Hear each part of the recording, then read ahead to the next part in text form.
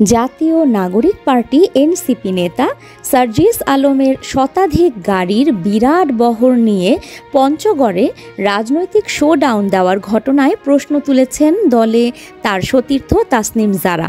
মঙ্গলবার সন্ধ্যা 7:30টার দিকে নিজের ফেসবুক পেজে সার্জিসের উদ্দেশ্যে একটি খোলা চিঠি লিখেছেন পেশায় চিকিৎসক, গবেষক ও সোশ্যাল ইনফ্লুয়েন্সার তাসনিম জারা।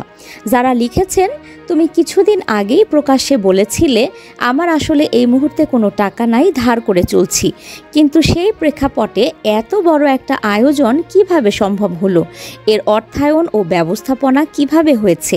আমি আশা করি বিষয়টি তুমি আন্তরিকতার সাথে বিবেচনা করবে এবং জনগণের সামনে একটি গ্রহণযোগ্য ও পরিষ্কার ব্যাখ্যা তুলে ধরবে। তার প্রায় 2 ঘন্টা পর রাতে তাসনিম জারার খোলা চিঠির জবাবে সার্জিস আলম নিজের ফেসবুক পেজে বলেছেন, নতুন বন্দোবস্ত বলতে তারা যেটা ভাবছেন সে অনুযায়ী নির্বাচন করতে গেলে 95% ক্ষেত্রে জামানত হারানোর সম্ভাবনা থাকবে। তিনি লিখেছেন, গাড়ি বহরের অর্ধেক গাড়ি এলাকার মানুষ নিজেদের উদ্যোগে নিয়ে এসেছেন।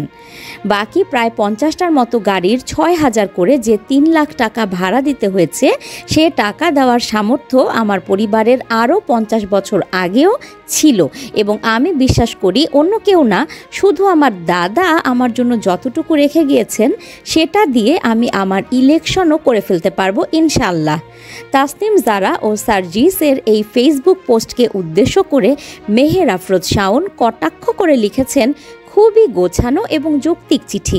নিশাদ আর নিনিত পাশাপাশি রুমে থেকেও এভাবে কথা চালাচালি করে। এমনিই বললাম, অন্য কিছু ভাবার কোনো কারণ নেই। নিউজ ডেস্ক, সংযুক্ত।